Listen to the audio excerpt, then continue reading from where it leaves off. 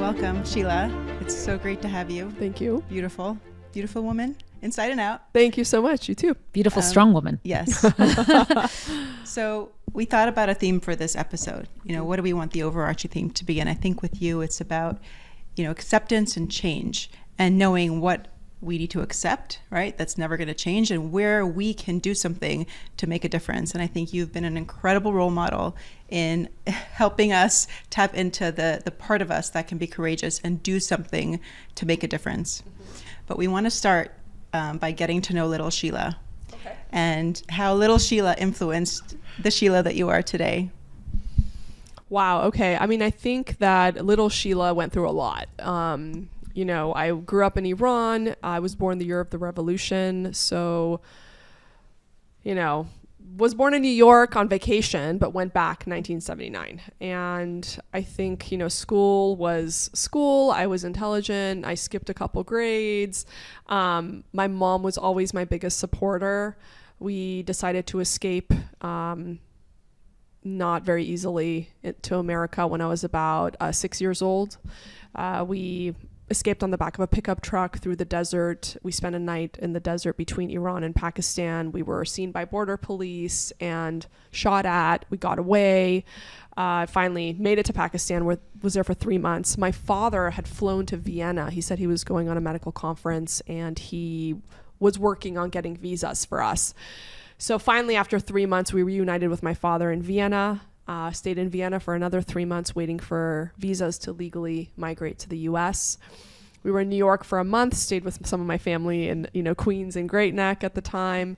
Then we moved to Los Angeles. We were staying in a 2-bedroom apartment with my aunt and cousins until my dad could pass his boards and start working. He's a pathologist. So when I got here, didn't speak the language at all. Very culture shocky for my older sister. She was 13.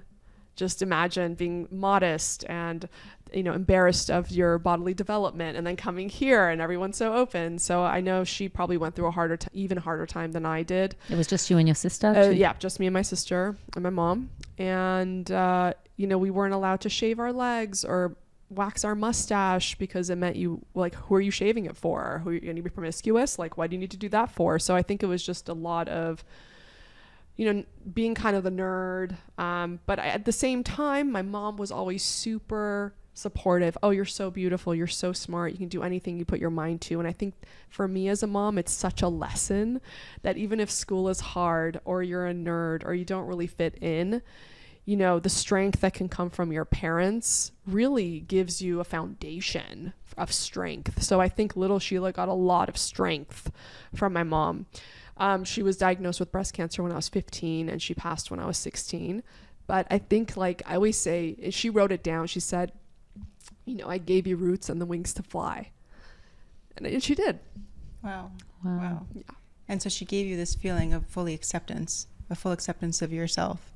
Yeah, she gave me a deep-rooted confidence. And I was always confident in my, ability to get A's, but I had imposter syndrome. When I was in a gifted class, I was like, oh, they're going to figure out that maybe I don't belong here. When I got accepted to a really prestigious high school, I was like, I'm going to get there and they're going to say they made a big mistake. I think we, sometimes always go through that. And as a Persian immigrant and a girl, you're always taught to want to be patted on the head and told what a good girl you are and don't rock the boat and, make sure everyone's happy and, they feel welcome and stuff like that. And that's good. And it's good to be capable of doing those things. But I think over time, I really found my voice. I found courage. I always knew it was right from wrong, very strong core values and morality was always there in our home. And, you said things we can change and things we can't change. I think the only thing we can't change is as Jews, our purpose. Our purpose is to bring morality into the world. Our purpose is to tell people what is right from wrong. And that can be annoying and people hate us for it. But we can't change that. Right. That's why we're here. Right. And when they say you're the chosen people, that's what we're chosen to do. And it might mean we're also chosen to suffer because of it. And maybe that's our fate and we can't change that. But it's our responsibility to step into our fate and things that we can't change and find comfort in each other and those who support us, and not try to play into other people's roles in this world. Our role is clear. Right. And how do you bring, so you're a successful plastic surgeon and you have a popular Netflix show. How do you bring that perspective into your practice? Oh, when I first started speaking up about 4 years ago, I thought I was going to lose it all. And there was this thing that I had read that said up until the age of 40, you need to have an ego in order to succeed. And after the age of 40, it's about grounding yourself and letting go of your ego and giving back. And so I said, you know what? I built this successful practice. I got the Netflix show. We were nominated for an Emmy. I don't even know who I am at this point. And built a great social media. And at this point, I need to give back, and I need to give back to the world. And if I lose my business and I lose my social media following, so be it. So I did my first post in support of Israel, and I lost 3,000 followers in 30 minutes. Was that after October 7th? No, it was 4 years ago. It was, 4 and 3.5 years ago. It was more the 2021 conflict, that May 2021 conflict. And I just said, you know what, so be it. But I just kept going because it was just so, I wouldn't have been able to sleep well at night if I didn't speak up and just let the world go like Iran went. I can't do that. My family didn't risk everything to bring me to America for me to shut up. And so I just kept going. It was the first time in my life I'd ever woken up with anxiety. I've never had anxiety. A lot of shit's happened to me, and I've never woken up with anxiety. And I was, but I just kept going because it was just, I don't know if I was in survival mode or if it was just... It meant too much to you. It meant too much to me, and I think it meant too much to my children's future. Right. So I just kept going, and I remember my husband being like, tone it down. That's what I was just going to ask you. What'd your husband say? He was 13 as well when he left Iran. Right. So in Iran, you didn't say you were Jewish. You would change your last name to not sound Jewish. You would never put a mezuzah. You wouldn't put a menorah in your window. Nothing like that. And so for him as a 13-year-old coming here, very ingrained. So when I started speaking up, he's like, okay. I mean, if I was asked to speak at the federal building, when they tried to take Holocaust education out of California public school curriculum, he was like, is there security? Is the CIA going to be there? Like, what's, and as soon as I spoke, he like whisked me off stage and took me home, and like we were safe. So I think... Was that nerve-wracking for you that your husband wasn't sure if you should be doing what you're doing? I always want to be respectful of my husband, and like he's put some red lines down, like... At this point, I get asked to speak a lot publicly at, these protests, and I won't do it to respect my husband. He's just like, your power is behind your phone and on TV. You just stick to those two things. And I, right. always respect my husband's opinion. I'll push it sometimes. But when he puts his foot down, I do listen, because I just think that's what you do when you respect each other. Right. Right. It's interesting because I find that a lot of people are not speaking up today. They're too afraid. They're just not even willing to go there. And I wonder if it has something to do with having somewhat of a comfortable childhood, because you didn't have a very comfortable childhood. You were exposed to actual risk, and I got people shooting at you, and like you survived. Yeah, I say that to people all the time on social media. They're like, I'm sorry you're getting so much hate on social media. And I'm like, I've been shot at. Like, this doesn't bother me at all. So I think you're right. I think it builds a tolerance. And what I always like to refer to is Jimmy Kimmel's mean tweets. When the celebrities go on and they read their mean tweets, they've gotten so much crap too over the years that when they read a mean tweet, it's funny at that point. Right. And I've had a similar experience. I know as a young plastic surgeon, when you get your first bad Yelp review, you're like heart's in your throat and you're like, what do I say back? I have to defend myself. And, as I've matured as a business person, you realize like, wait, this is an opportunity to show my professionalism. How do I word it so that it just makes me look even better? And I do the same thing on social media, and people are like, how do you know what to say? How do you respond to all these people? And I'm like, every challenge is an opportunity to show your class and your intelligence and your professionalism. There are some people who have grown up privileged who are also advocates of Israel. So I also wonder if it's just that you overcame your fear, because you were looking, you said like in your childhood, you were looking over your shoulder, you were unsure when you first moved to America, like you were a nerd, you were wondering, what are the cool people thinking? Yes. But you like pushed yourself to overcome that. I think it was a growth over time. And I think after the May 21 conflict, when I really pushed myself out of my comfort zone. And when I'm talking to people, I always say, just push yourself 10%. Stay there for a while. When that becomes comfortable, push yourself 10% more. So for me, even before the May conflict, I did a hashtag Shabbat Shalom on my social media on a Friday, and I was freaking out. Why were you freaking out? Because you didn't say you were Jewish. Right. In Iran. So even in like before the conflict in like 2020, 2021, when I first did that hashtag Shabbat Shalom, that was really pushing myself. Right. But that went okay. And then you were like... And then I was like, okay, that went okay. You know, maybe I could do something with the Shabbat candles next week, you know? And so it was really just because of the Netflix show and it being in so many countries, I had a really large audience outside of the echo chamber, and maybe some of them have never met a Jewish person, and I can be that person that says, oh, okay, I trusted her and I liked her show, she seems like a nice person, and oh, she's Jewish, oh my God, now I know a Jewish person. So I really was very conscious of the fact that I had an opportunity here to influence people. Do you know that we're Chabad?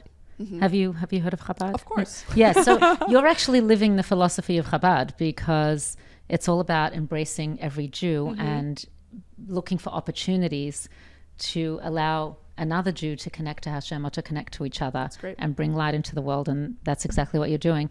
I don't know if you ever studied the Rebbe's approach to anti-Semitism. I have not, and I want you to tell me about it, but I will tell you, like, every time I speak to a rabbi and I just say what I think, they're like, oh, that's this Rebbe said that. Yeah. Like, this Rebbe said that. And I'm like, I don't know, God's just feeding this into me like a chip into my brain. In my heart, my soul, I don't know, but tell me. Okay, well, first of all, I wanted to discuss anti-Semitism with you.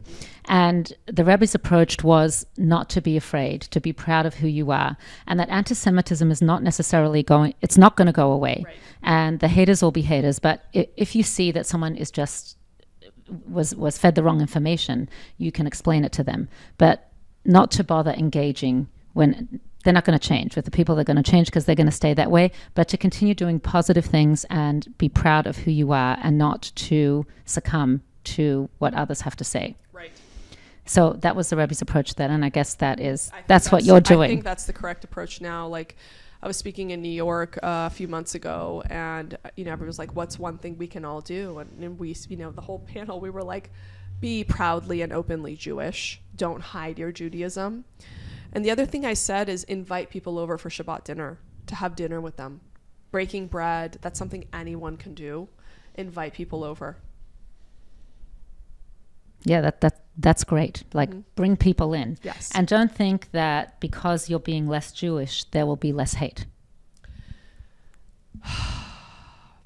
I think in times like these, it's really unprecedented times every single day. I can't even process, the Trump assassination was 11 days ago and it's out of the news cycle. That's how much stuff is happening right now, that there can be an assassination attempt on a former president and it's out of the news cycle in 10 days. What the heck is happening? That's how much stuff is happening right now. And I just don't understand at this point how anyone can be silent.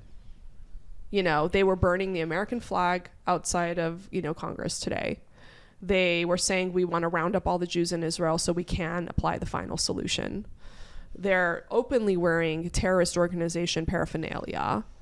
They're writing Hamas on, American statues with the upside down red triangle, which indicates Hamas is, going to come attack here. They're taking down the American flag and putting up terrorist organization flags in America and Europe. And I just don't understand how anyone can be just, I posted this. I said, how can anyone be posting regular stuff on social media right now? Here's your summer wardrobe capsule. How could you be in what world are you living right now? How do you define being an advocate of Israel or an advocate of being Jewish? I think everyone has their own gift. So if you're a marketing person, do PR for the Jewish people and what we stand for and for the state of Israel. If you are exceedingly wealthy, donate. If you are influential in other, there's a way everybody can do something. For Chabad, I know they were baking challah and praying. I mean, you could do you should be doing something, but putting your head in the sand and hoping that it'll go away is not it. And honestly, I will tell you, I don't think, just saying I trust in Hashem is enough. There's this joke that says, there's this guy drowning in the water. And so somebody in a speedboat comes by and says, give me your hand, give me your hand. He goes, no, Hashem will save me. And then somebody throws a life raft to him and he says, no, he pushes it away and goes, no, Hashem will save me. And then eventually he drowns. He goes to Hashem. He says, Hashem, why didn't you save me? He says, who do you think sent you the life raft and the guy in the speedboat? Right. We have to be a vessel. We have to be the vessel. It's not enough to just say, oh, Hashem, will protect us. No, Hashem has given us gifts to use to protect us. Right. You know that this week's parsha, the Torah portion, is called Pinchas, and Pinchas was somebody that was proactive. He went and took initiative to kill those who were not in line with what God wanted, and that's why the parsha is named after him. So we actually have to take the initiative and have the courage to do that, and God wants that from us. How do you do that? And you're a good example of someone who's done that to the max almost. But how do you do that without, I don't want to say burning out, but how do you know the limits of your ability to make an impact, make a difference? And at what point you're like, I'm carrying the weight of this world on my shoulders. It's just so heavy. I'm gonna collapse. Again, I think it's a tolerance thing. If I feel like I'm carrying the world on my shoulders, I have friends who are doing the same thing. And one of my friends just like, she's amazing. She's definitely carrying the weight of the world. And she texted me the other day. She's like, just wanted to say hi so I don't feel alone in this crazy world. And like, I'm surrounded by like weirdos and like, they don't get it and whatever. So I think it's about connection with people, but also you can step back, take a week off. Do you do that? And then start again. No. I might like back off a little bit. Like I had 3 weeks away recently with my family. I'd be really sad if you backed off. No. I backed off a little, so it wasn't 8 hours a day. Maybe it was 2 hours a day. Right. Yes. But sometimes the stuff energizes you, right. Even though it seems like if I'm watching like from a distance, it's like, oh my gosh, how is she doing it? Yeah. But she's, I think fueling that herself. when you're in doing God's work, and I know I'm preaching to the choir, but when you're doing God's work, you feel the wind at your back, right? Yeah, it's true. And good things just start happening, even though you feel like the world's going to come crashing down in the beginning. One of my followers told me God rewards the authentic. And so just the most amazing opportunities have come into my life. Would you have asked me to come on this podcast if I hadn't done what I did? No. Would I be on Fox News every night? No. Would I be invited to speak all over the world? No. Would I be getting awards from all these organizations? No. So I mean, it's just and that's the bottom line. At the end of the day, people appreciate the strength of a human being and having the courage to stand up for what you believe in. But I have to tell you, I didn't do it for any of that stuff. I did it for my kids. I was mama bearing. And I hope that it's contagious. I hope that I don't have to do this alone. And I know it's contagious. People tell me, like, because you said something, I felt safe to say something. Yeah, you might not realize how many people you're building up their courage by what you share. You're only hearing from, what would you say, like an eighth or a tenth of the I don't know. But the point is everyone has to speak up. Yeah. And we don't have the luxury anymore. We saw what's happening in America and what's happening in Europe happen in Iran. That's why I'm here in the first place. And so today when they were burning the flags, the chant they were chanting is the same chant they were chanting in Iran when the Shah fell. The same exact chanting. So imagine, people that are 5 years older than me or 10 years older than me that, really lived that. I was born the year of the revolution, but imagine people that were 10 or 15 years old, seeing the same things and hearing the same things and smelling the same things as when their beloved country fell to these Islamists. Right. So we cannot be afraid of being called names. I started speaking up, against, for example, the Black Lives Matter organization when they were marching in the streets, but I read their charter and it was racist against Jews in their charter. So for me, how could you claim to be bigoted against when you're being bigoted? You don't get to choose. And I called them out on it. And I brought Black leaders on. I said, how do we support Black people without supporting this corrupt organization? So it was really like, yes, Black Lives Matter, but this organization is not it. Called them out, got called all sorts of things. And then now look, everybody woke up. Oh my God, I'm so sorry. When October 7th happened and they were supporting Hamas, They were all shocked. They were shocked. They were marching with Black Lives Matter in the streets, and they were shocked. But it's like it was in their charter. Or the Women's March, when they had Linda Sarsour on stage bashing Israel at the Women's March, they put their head in the sand and they ignored it. And then they were shocked when October 7th happened. You know, we cannot put our head in the sand. Were you shocked? No, yes. I actually went online. I mean, that was the first thing after October 7th that I posted that blew up on X and on Instagram, was saying, you know, I'm glad you had the luxury to be shocked. We've been screaming for years and years. You didn't listen. You know, wake up. And unfortunately, still people are asleep. Acceptance in these progressive spaces is more important to them than their own survival and the survival of the Jewish people in the state of Israel. And that's really sad. Acceptance, can you elaborate? Like acceptance in what way? Oh, so for example, university professors, very liberal spaces, right? Very progressive spaces. All of their friends are progressive, and they were shocked when a lot of them became anti-Israel. Yeah. And when they were supportive of the campus protests, which a lot of them, they're saying, we are Hamas.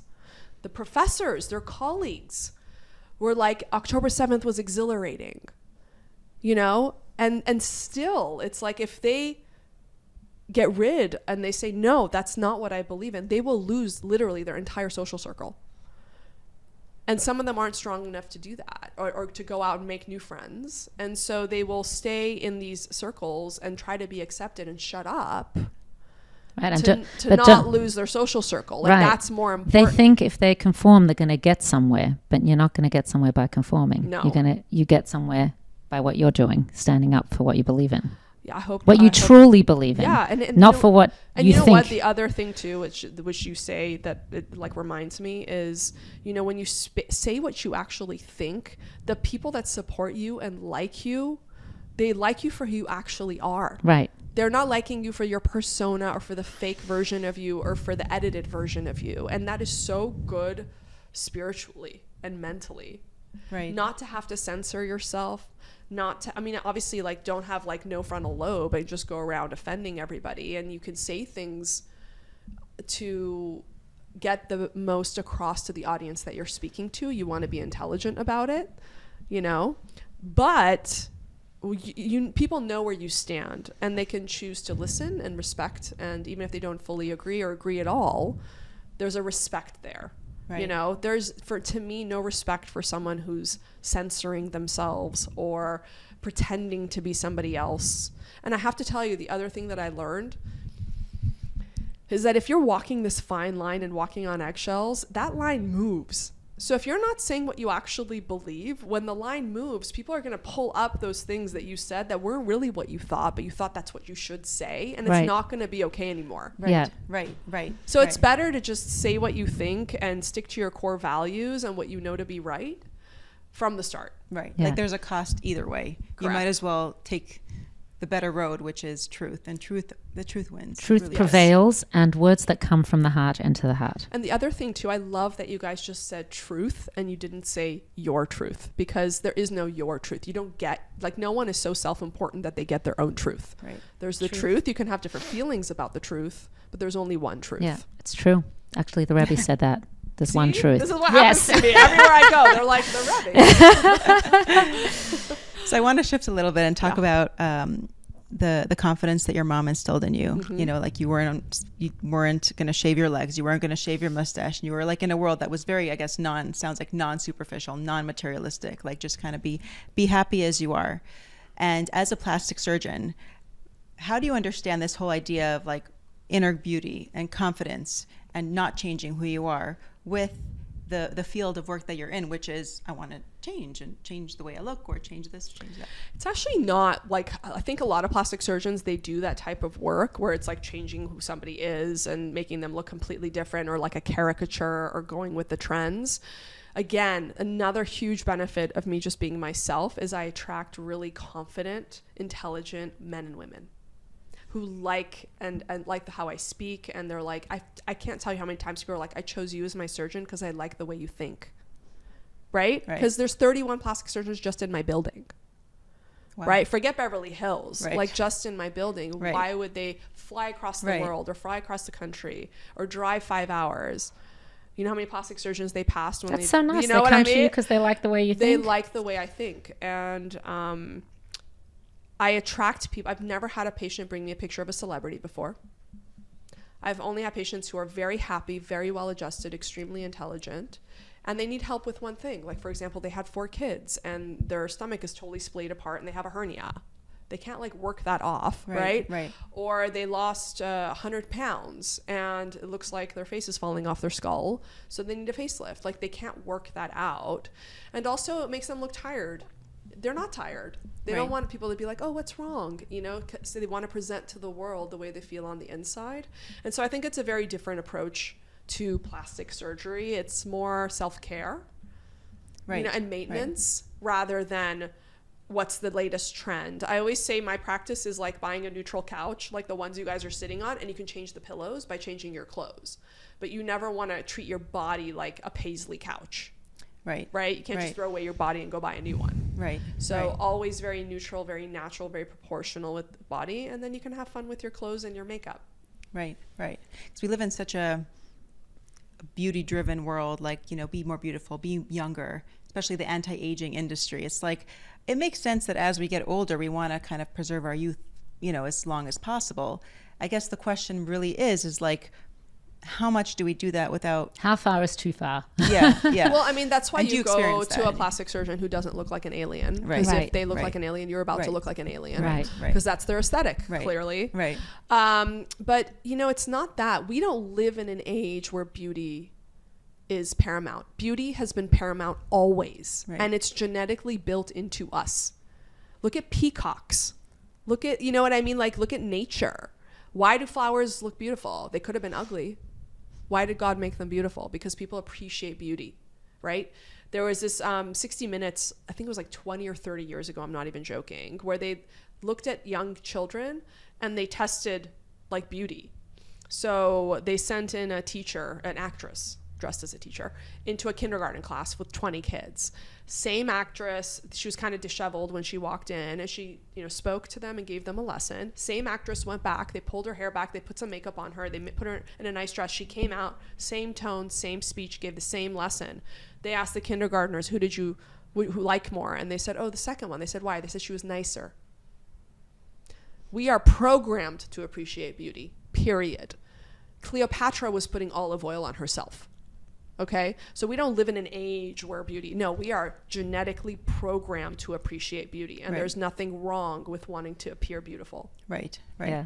Actually, another Chabad approach is that we're living in this physical world, but the physical and the spiritual are team players, and we're really here to elevate the physical. So like beauty is spiritual, is what you're saying. Like, well, first of all, the thing. physical and spiritual are team players. Like they coexist together and they bring out the best in each other. But the goal is to bring out the beauty and to elevate the physical. Yeah. So even by you doing, like, you're a beautiful woman and you're taking care of yourself, by you doing what you're doing, you're elevating the physical, which is the purpose of the world. I didn't feel beautiful, or no one told me I was pretty until maybe college.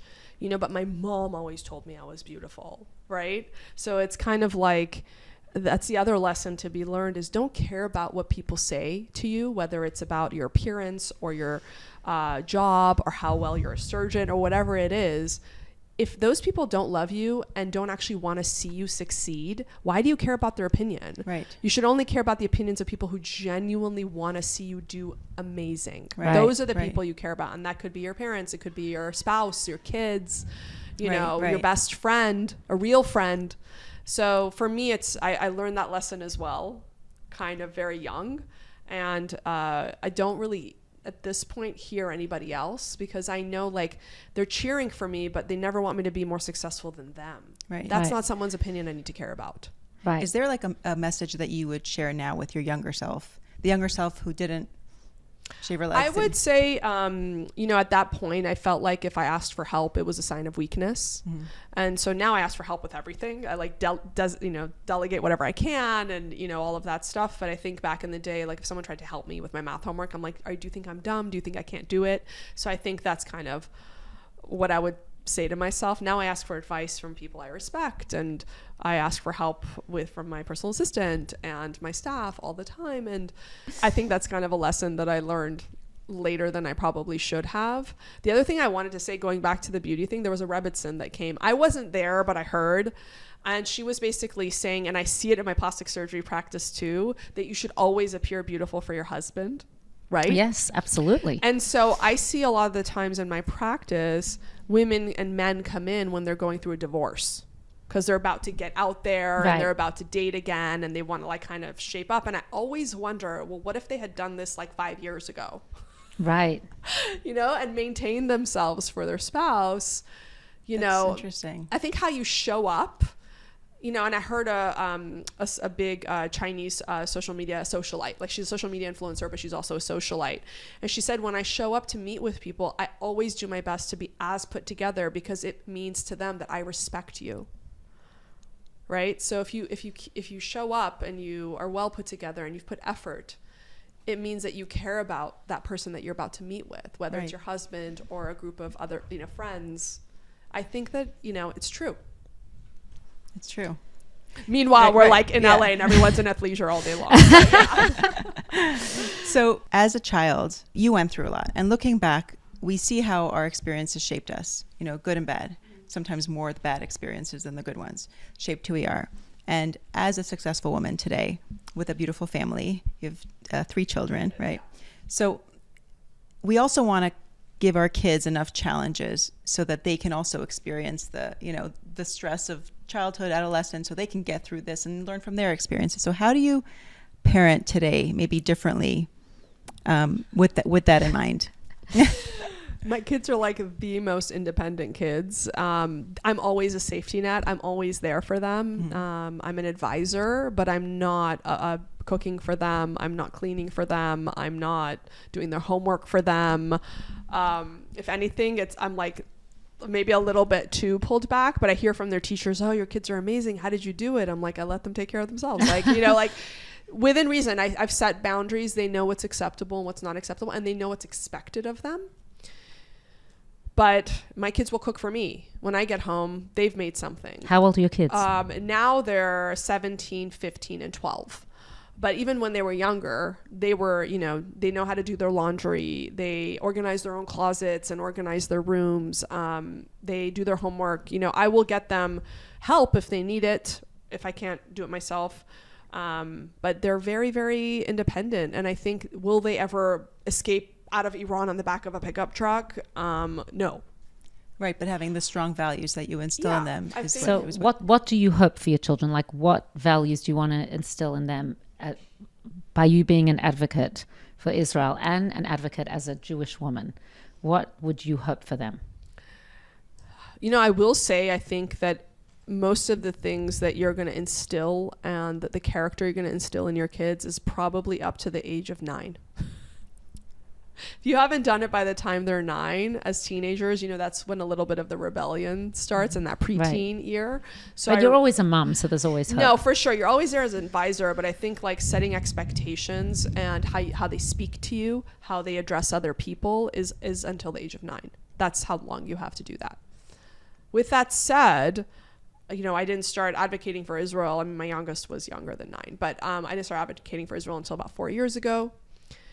And I think that they're proud. I think that they see that they should stand up. Sometimes they take it too far. Like, you know, my son was at Oxford for a couple weeks this summer studying, you know, like a business course, and he would stand up. And I was just like, oh my God, I'm not there to like help protect you. But nope, he stood up. And when people would say things from different parts of the world, he would correct them with facts. But that's what you do. Yes, but I think, you know, to the Jewish community and the people listening, I didn't know where Gaza was on the map of Israel. I didn't know the West Bank was on the east side. Like, I didn't know any of that until I had to defend my opinions on Instagram.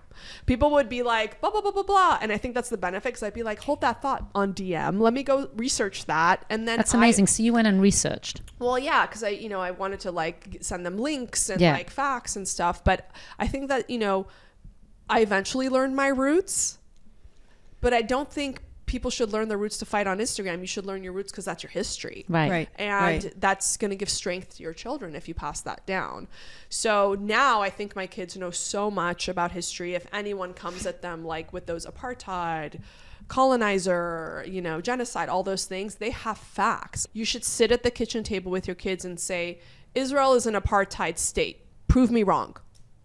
And if they can't prove you wrong and you're their mother and you're on their side, then they're not going to be able to defend themselves when they go out in the real world. So you need to practice these skills with your kids. You know, Israel is colonizing. Prove me wrong. Right. So yes, it's great to know Jewish history and it's great to know our roots and it's great to know like the history of Israel. But really, if you want your kids to be well armed and feel confident, you need to teach them how to defend themselves and debate. I think it's great that you just said that, specifically that you didn't know where Gaza was on the map, because part of the reason people don't want to engage in advocacy is because they feel uneducated. Yep. Like, I don't know enough about Israel to be able to say A, B, and C or to defend it. But you're saying you were there. I was there. And I think the best place to do it is on social media, because it's not like you're Ben Shapiro and you're on stage and you're having to do a live debate. You could just leave them on red for like 5 minutes and go look that up, you know? Right. And you're showing that you care enough, meaning you care enough to look it up because you yourself want to know. Yeah. Meaning you're not claiming anything without doing your due diligence, let's say. Yes, exactly. Yeah. Because again, I feel like once you have an MD after your name, it's incumbent upon you to do your best. Has it been 100%? No, but I would say 99% of the time when I post something, that's how it is, you know? So I always try to do my best to be accurate, have facts, have data backing it up, and not be the first to post. But just take a moment, let things like let the facts lay out before I post, because when you put something after your MD, and a lot of my colleagues aren't doing that, by the way. And I mean, I they're think just sharing without. they share lies, they share fabrications and misinformation, and I think that it's harmful, especially for people maybe that are only in their echo chamber and don't get both sides. I think it's very damaging. So how do you feel about Israel right now? I love Israel. I mean, if anything, you know, I put my trust in the leadership. I know people that are in Israel sometimes are like, oh, we don't know. Or like a lot of my friends were like, you know, right when October 7th happened, like 2 months later, they're like, there's no day after plan. And I'm like, guys, like they're trying to like they're fighting for their survival. They're you know, building the plane as they're flying it. Like, what do you suggest the day after plan be? They're going to figure it out, but right now, like, we have to protect the people. Well, the Rebbe was very much about you're going to accomplish peace through strength. Of course. And sometimes you see that people aren't being strong and they're worrying about what other people think. Not so only does the Rebbe say that, Trump says that too. Yeah, he does. So it could be that's what they're referring to. Like they want to see a stronger nation. And they want, I think they're doing a pretty good job, but at the same time, it's like, how many wars can a set number of soldiers fight? Yeah. Right? So they have to be strategic. It's not just like, you bombed us, boom, you bombed us, boom. And now they're like fighting on all borders, right? These are also kids. These are 22-year-olds. This is someone's child. So I think being strategic and being very calculated is the right move. And I think they are doing that. Although sometimes you sense that they're worrying about what America thinks or what other people think. Sometimes, you know. But I think that that's how they've set themselves up. And I think, unfortunately, that's how Americans set themselves up too, with a lot of other countries. You know, we did this globalization. And now, like, so much of our medications don't come from the States. I don't know if you know that.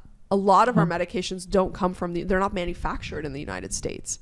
So if we piss off one certain country, that's like some of the most common medications like Tylenol, lidocaine, you know, these things where we become very dependent on other countries.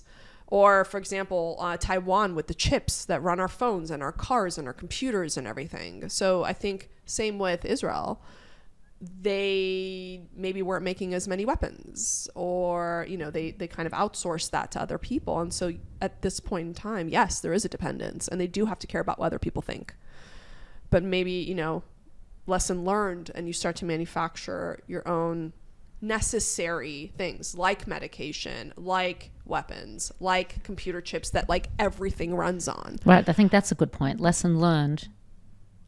do it on your own, and so that you can do exactly what you want to do and be strong. Yeah, that doesn't mean, that the only thing that matters is Israel and what's going on in Israel. That's another lesson I learned, and I'd love you guys' opinion on it too. I think that Israel really appreciates the diaspora now, especially when there's a PR war.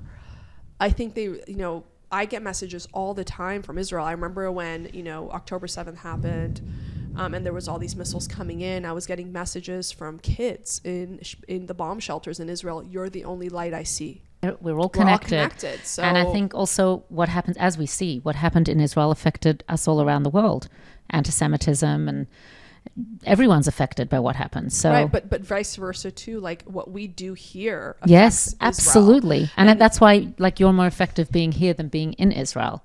Yeah. And like you said, someone messaged you from there that you were such an inspiration to them. I totally see the ripple effect, and like that, how we're all intertwined, and we affect each other, and we affect each other. Yes, I think that it's great if Israel can just depend on themselves. It doesn't matter what anybody else thinks, and that's just not how it works. Right, but sometimes it can create a weakness. Do you know what I mean? Oh, for sure. Yeah, for sure. But I think like it's not like Israel can ever be like fully, we don't care what every other country thinks. Right. Yeah, I agree. Yes. Yeah, I guess it depends where it's coming from. If there's some kind of fear, or if you're like, I'm saying, let's say you're bringing up Trump, he's going to stand up for what he believes in, and that's refreshing. Yeah. Thank God. I think when we're strong as a nation and not like divided amongst each other, that's the greatest buffer against all the stuff that we're dealing with. Oh, for sure. That's the I'm biggest saying thing because other countries sense if we're feeling like we have to conform to what they want. No, for sure. The other thing too is, it's the joke in all of our synagogues is if you have two Jews, you have three opinions. Mm-hmm. Yeah. So it's, hard. I don't know if we're ever going to be like, hopefully we can be fully united on the subject of anti-Semitism or on Israel. Right. But I just think that it's kind of like going back to what we were discussing earlier, coming full circle. A lot of us who've lived through socialism, communism, Islamic extremism, we see those traits on the political left. Zero, like not zero, maybe like one person on the right. But like all in all, 6 speeches in the RNC, the entire RNC, Republican National Convention Stadium, saying, bring them home, bring them home. Somebody went up and said, do you love Israel? And they all screamed. The Orthodox Jewish law student from Harvard spoke. Hostage family spoke. Are you going to see that at the Democratic National Convention? I don't think so. Right. If Netanyahu visited today the U.S. and gave a speech in Congress, and the vice president wasn't there, she was at a sorority gig. Would she have done that with any other leader? If any other leader, I don't believe from so. any other country was visiting and giving an address, would she have missed that? No. So, Hillel Fold is his name. He posted, he said, I can't imagine how a single Jew, and then he wrote 1 capital letters, Jew, can vote for the Democrats right now. It's like a shanda, right? Just 1. And so getting back to my point, those of us who grew up in countries who know what this leftist is going to, and tolerating and appeasing Islamic extremism, what that leads to, we don't understand how anyone would vote for anyone on the left. Because you've lived it. Because we've lived it. But at the same time, then you look at, more of the Ashkenazi Jews whose grandparents lived through the Holocaust, and they associate that language with the right, even though if you go look, it was really a socialist movement too, and it really was the language of the left too, but they somehow associate that nationalism with the right, and they're like, I will never vote for the right, and that's kind of how they've been taught all their lives. But for some reason, and I don't know how, and I would love you guys' advice, I've been screaming from the hills for 4 years, but like, how do we wake people up to revisit the two parties and to reevaluate and say, wait a second, maybe the party that, my parents taught me the Republicans were, look at them now. Completely undivided on the question of Israel, completely undivided on protecting Jews, completely undivided on stamping out campus protests in 0 seconds, versus the blue states and the college campuses, what did tolerating these people on college campuses lead to? Escalation. Look at what happened on the streets of Washington, D.C. today, and those people were tolerated. What can Homeland Security and the American people learn from the lessons of the college campus protests? You can nip it in the bud and not give them an inch, or you can appease them and tolerate them and encourage them to escalate, because that's what always happens. So seeing what happened in the streets and that it was allowed and it was tolerated today means that America's learned nothing from what we just saw on campuses. And we need to take a lesson out of that. Well, I think the lesson would be to continue screaming from the hilltops and continue researching and continue educating. Yeah, I mean, which is, what I'm doing. And thank you for the opportunity to do it to your viewership too. But it's kind of like... Instead of anti-Semitism, we can define it as pro-Semitism. That's who we are. We're pro everybody though. Yeah. It's not just we're pro-Semitism. Yeah. We're pro-America. Right. We are pro-democracy. We are pro-freedom. We are against oppression. We are against Sharia law. We are, and I think the other amazing thing that happened within the last 2 years is Iran, the people of Iran. That was the first time that I can remember that moderate Muslims stood up against Islamic extremism. And that's the people who should be screaming the loudest. Yeah, who kills the most Muslims in the world? Muslims. Right. If anyone should be screaming from the hills, it should be the moderate Muslims. It shouldn't be us. It should How be many them. of them really do that? I think Iran now, that's like 81 million people. They are. It's and like we you can said, learn from them. It's like you said, truth. Because there's, this whole idea of moral relativity and like, oh, it depends on your vantage point and this and that. There's one truth, and we need to acknowledge that. You can have all these conversations. We had a great conversation in an episode about the importance of like ethical monotheism. It's just there is a truth, and it's not like you said. It's not about my truth. It's about the truth. Right. There is a truth. Yes. We got to acknowledge that. No, we have to acknowledge that. And also the other thing too that I'd like to get across to is, growing up in Iran, kindergartners are asked to step on the Israeli and the American flag. I mean, it is so embedded. I was on a panel of doctors, and somebody stood up and they said, how can other doctors be saying these lies? Aren't they smart? And I'm like, 4 years of medical school is not going to override what you learned at the dinner table from your parents when you were 0. Right. And they think that's the truth. And they think that's the truth because they're brainwashed to think that way. And there are amazing cases of people who have shifted and who are like, this is not right for me. Since October 7th, I think that's happened. It's happened more, but there have been other people. Like right. I know there's gay Muslims who, found refuge in Israel. They are speaking up. So when you do a post, who are you hoping to influence? Right now, I think the most important thing is to get people to vote for Republicans. It's true. Right. and like people came up to me and they're like, I love what you say about anti-Semitism, and I love that you're fighting it, and I love how you stand up for Israel, but can you just not be so harsh on the Democrats? And I'm like, no, because we can't just, especially now. Yeah, and because I'm like, we can't just say this is what we believe and then not do anything to effectuate change. Well, you doing that is part of being an advocate for Israel. Correct. Yeah. And not just for Israel, for America. For America. Right. Because Israel might be, who's in the fight now. Yes. But it's really, since I was little. It's for the world. It was death to America, death to Israel. Right. They consider Israel the small Satan and America the big Satan. And they know that if they take down Israel, America will be a lot easier to take down.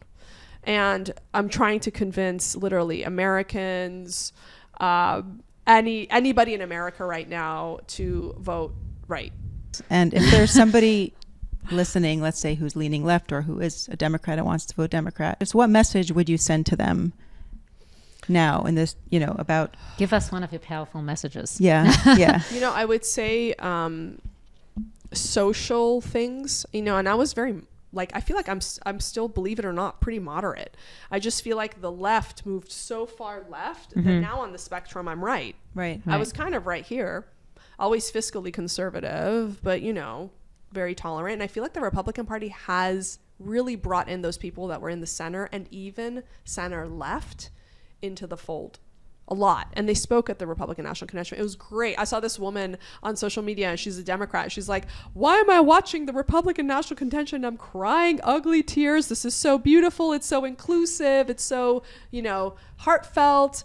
And so I think that people just need to step back, reevaluate their priorities.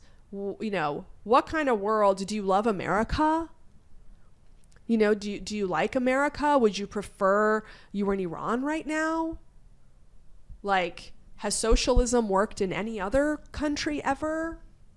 So I just feel like people need to just take a moment, give up their religious beliefs. And by religious, I mean the cult of politics.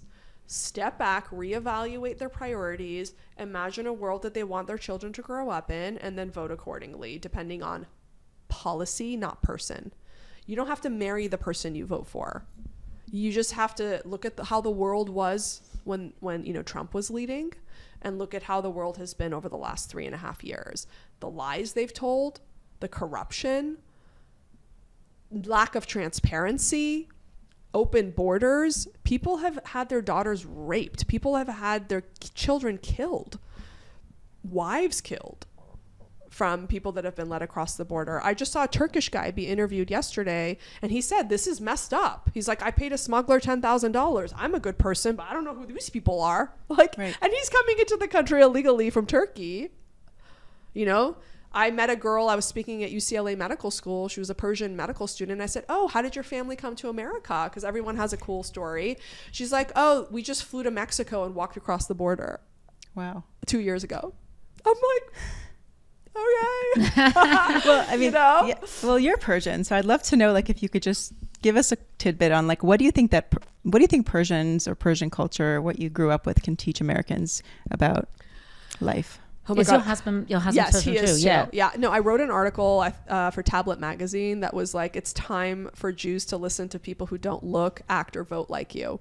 Because I remember when we first came to America, we were at Beverly Hills High School graduation, and we were cheering, and you know, other people turned around, they're like, go back to your own country. You know, so I think for a long time we were very not accepted. Fast forward to like 2 years ago, and everyone at my kid's school was like, the Persian Jews are saving the world. You know, I was at a event at Pepperdine, was it yesterday? Yeah, yesterday. And Newt Gingrich was speaking, and the first 4 questions to go up were Persian female Jews. I mean, Queen Esther was a... There you go. There we go. The kids speaking up on college campuses, with the exception of 1, are Persian female Jews. The ones that are testifying in front of Congress, you know? So it's amazing. Like, we know too much. This is very fresh. We literally are in this country, less than 40 years. So it's very fresh in our minds. We know where this is headed. It's like, you know, Austin Powers, when the car is slowly coming towards him and he's like, no. That's how we feel. And so we're just trying to wake as many people up as we can. Persians could teach us about strength of character, I think. For sure. I think we can get feisty. We can get, you know, a little loud and a little passionate. And for good things. But for a good reason. Yeah. And I always say, like, you know, there's pros and cons of every culture. So we're all there for each other all the time. But like, I remember when I was young, I went to the mall with my male cousin, and my mom got a phone call, your daughter's at the mall with a boy, you know? So everyone's looking out for everyone else's kids. Right. But I've never been to a Persian funeral, for example, with less than 2,000 people there. So we show up for each other, and it is a tight-knit community. Yeah. I think the Jewish nation, like, as a whole, even after October 7th, we've all showed up for each other. Yes. And, well, what does it mean to you as a leader to be a female Jew? A female Jewish leader, what does it mean to you? I think that, you know, being a leader in my office is very different than being like a Jewish leader. I think being a Jewish leader and standing up for our people is a calling. I have a very spiritual patient of mine who's been with me for a very long time. And I did a follow-up call with her today, and we didn't talk about anything. She's like, I'm doing fine. I would need to bless you spiritually and let you know what you've been called to do. And so for literally 30 minutes, she just read certain passages from Psalms. And she's like, this is you, and this is what you need to ask for God for every day. You need to tell God to trust you, that you are a vessel to do good in the world on his behalf. And he needs to bless you, and he needs to give you the wealth of heaven so that you can continue doing what you've been doing. So I think it's more of a purpose. It's a deeper purpose. It's a calling, and it's almost being anointed. Like, you have been, this is what you've been chosen to do on earth. So it just feels a lot more purposeful to me. Like Hashem's given you this opportunity to allow your soul to shine, and it's coming from within, like yes, from the inside out. Yes. Does imposter syndrome still rear its head? Nope. That's amazing. Never. That's so amazing. I think what helped me a lot with that is once I finished residency, and I had a moment to kind of look around, with the 31 plastic surgeons in my building, all claiming to be the God's gift of plastic surgery, and seeing, my results and their results, and then how I take care of patients, giving every single one of them my cell phone number versus them. And I was like, wait a second. So I think little by little, you kind of find your value, and you become more confident in who you are and how you show up for people. And I haven't had imposter syndrome in a very, very long time. Well, since you were the little Sheila. Yes. Yeah. That's really amazing, because sometimes your experience as a child, it does come back, and you have to reinvent yourself. I think that what someone told me is your true character is before the age of 5. So I remember before the age of 5, I'd be, when we were at family gatherings, I'd be standing on a table telling jokes to everybody and entertaining everybody. And then when I came to America, I was very insecure, and I didn't fit in, and maybe I didn't have the coolest clothes, and we didn't have a lot of money, and things like that. And my car was like 15 years old and eventually broke down, right. Whereas everybody else was like driving black on black Mercedes, like a new one every week, So I think you come back to who you truly are, hopefully. Yeah, that's amazing. That's nice. So we can ask our caregivers, what were we like as a kid? Yes. So we know where we're supposed to head. Yes. Which Well, direction. it's really coming back to the truth of who you are. Yes. Like your truth, because that's where you're no longer trying to fit in and adapt to what other people think you should be, or what you think other people will like you more for. You come back to which naturally your happens as we authentic get self. your older. authentic self. Yeah. Yeah. Okay. Wow. Well, cheers to that. Thank you. How do you balance everything? Like motherhood, well, you said you created Independent Kids, which independence is an amazing thing for a child to be able to grow up with. Your husband being a wife, your advocacy work, being a plastic surgeon. There's a lot of hats that you wear. It's a lot of hats, and I have to tell you, it's not perfect. So I would say sometimes we show up to a birthday party when it finishes, not when it starts, because I messed up the times. It's not perfect. But I would say if I wasn't doing all of those things, and I have a lot of help, and I do delegate very well at this point, and I'm a very efficient person, and I'm extremely good multitasker, as I think a lot of women are. So I would say if I wasn't doing all of those things, I'm not sure I would be as happy as I am. So for example, if I was just a doctor, I'd be burned out. But because I get to be creative, and I get to feel purposeful, and I get to feel fulfilled in so many ways, I have more to offer my patients. Because so the meaningful work, I mean, this advocacy work is what fuels you. So being a mother, yeah, and my husband, right? And so you're saying all the things. So your role as a doctor is not necessarily what fuels you. No, it's not as you know what it is. You work so hard, and I finally finished training when I was 33. And you take your boards and you pass your boards, and then you're just all of a sudden all by yourself in your office, and they're like, okay, go die with a scalpel in your hand and make as much money as you can. I remember 2 years out, you keep doing the same procedures over. After I've done my 1,000th breast augmentation, it's not challenging anymore. Right? Yeah, I hear so you. that's where social media kind of came in, and I was like, oh, I can be creative and educate the masses here. And then the Netflix show came, and I was like, oh, I get to educate the world. And then, the advocacy work started, and I was like, okay, I'm really showing up for my people and being a leader in my community and inspiring others to do the same. And so every year of my life has been extremely different than the year before, with new blessings and new opportunities. And everyone's like, where do you see yourself in 10 years? I'm like, I have no idea. You just keep going. Just being Did you become a authentic. doctor before you got married or while you were married? No, I graduated medical school probably 5 months before I got married. And I got married my second month of residency, and then had two children during general surgery, and then one child during plastic surgery. Wow. And then finished. Yeah, but that's inspiring to hear. Like, if you want to make something happen, you can. Absolutely. It was very difficult, and I was profoundly exhausted, and I don't know how I did it, but I did it. Any tips for multi-role people, women, on just like practical tips that you think are helpful for you? I really love writing things down. So I have like a physical planner that I can write down the kids' schedules and my schedule and travel and speaking and my thoughts. I just need to see it, and I need to be able to cross it out. It's kind of old school, but it really, to me, You do it on a paper rather than the phone? Yeah, exactly. Because I need to see it. I can't scroll it. I need to like have it in front of me, and I think that's very helpful. I think getting help, like having a personal assistant or people in the office as assistants, is very helpful as well. So I know that they're working on something while I have that opens up my time to do something only I can do. Right. That's helpful. I think having a supportive husband is helpful. Although I will say, you need to pay attention to your husband, and you need to, you guys know, you need to give them, their time as well. Time and respect. Yeah. Time and respect. And kids And love. too. And love. And kids too. But at the same time, I think, it's really helpful when you have people who love and respect you, whether that's your husband. People say like, oh, marriage is all about love. No, I think it's about respect and admiration. If you're doing things that, that your spouse respects and admires, they're willing to, give you a little bit of slack. Yeah. Yeah. So. Yeah, I recently heard someone say that their definition, a very successful person say that their definition of success is when the people that you love most have respect for you. Or the people who have the most respect for you are the ones you love most, something like that. Yeah. So that makes a lot of sense. My favorite thing is success without fulfillment is failure. So I tell that to my students, especially the female ones.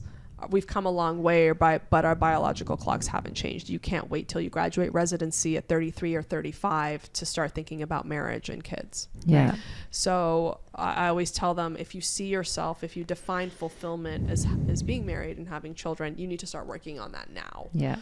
Because the worst thing is to be the best surgeon in the world and you come home to an empty house every day. Right. And then you're like, why didn't I look for that husband earlier? Yes. So I always try to be that like wake up call. Right. Yeah, because these people are very so important. Driven. Yeah. They're so driven. Your career will wait.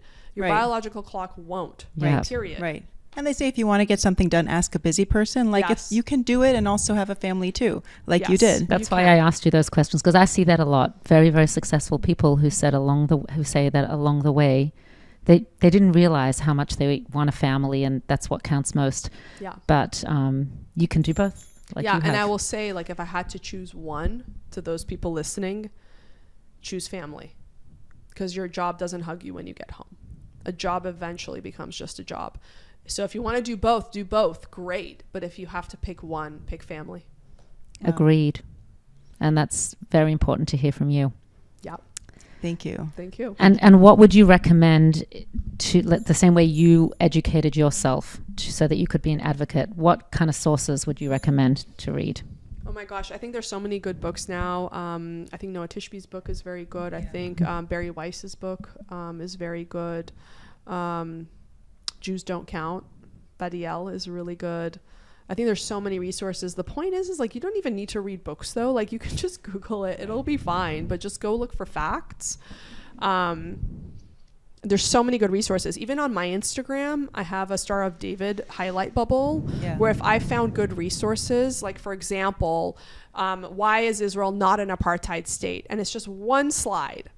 And that gives you what to say back to people when they say that. Or why is it not a colonialist state? One slide. So I tried to put that highlight bubble on my Instagram as a resource. Yeah. Because a lot of the moms were saying, what do I teach my kids? Like, what do I tell my kids to say? And I'm like, okay, here you go. That's great. And if someone has fear and they're nervous, what would you tell them? Push yourself 10% at a time. push yourself 10%. Maybe it's hashtag Shabbat Shalom. Live there for a while and then push yourself 10% more. Good advice. Even like getting a Star of David necklace. Some people are afraid to walk around with it. I literally, I wear the biggest one in the whole entire world. Where is it? I'll pull it out. Okay. I have my hostage one, and then I have this one. Somebody gave it to me when I was 16 years old. And I'm like, what the heck am I going to do with this massive Star of David? You know, we were all into that like little Tiffany's one, you know, and then now when all this stuff happened, I'm like, I'm just going to grab the biggest one I can find. Mine here too. Mine says Chai inside. Oh, cute. Because we want to continue the legacy of the Jewish people and bring life to the world and bring light. Yes. You're going to on Fox News now. Yes. And you said Bibi Netanyahu is going to be listening to you. Yes. And the Rebbe once said to him before he became prime minister in the UN that a little bit of light dispels much darkness. I saw that. Yeah. Oh, you saw that clip. I did. Yes. So that's what you're doing, is bringing that little bit of light that dispels much darkness. That's what we're all doing. Yes. And if we can all just continue to bring light and dispel the darkness in the world, which we are doing, and we should just continue to do so, we're going to bring a lot of light to this world and make the changes we want to see. Exactly. We usually end with a parting message or a favorite quote that you want to share with all of us, with our listeners. Yeah, I think my favorite one is the one I said, which is success without fulfillment is failure. I love the Winston Churchill one. Success is not final. Failure is not fatal. It's the courage to continue that counts. Yep. I think he also said success is going from failure to failure without loss of enthusiasm. Also, little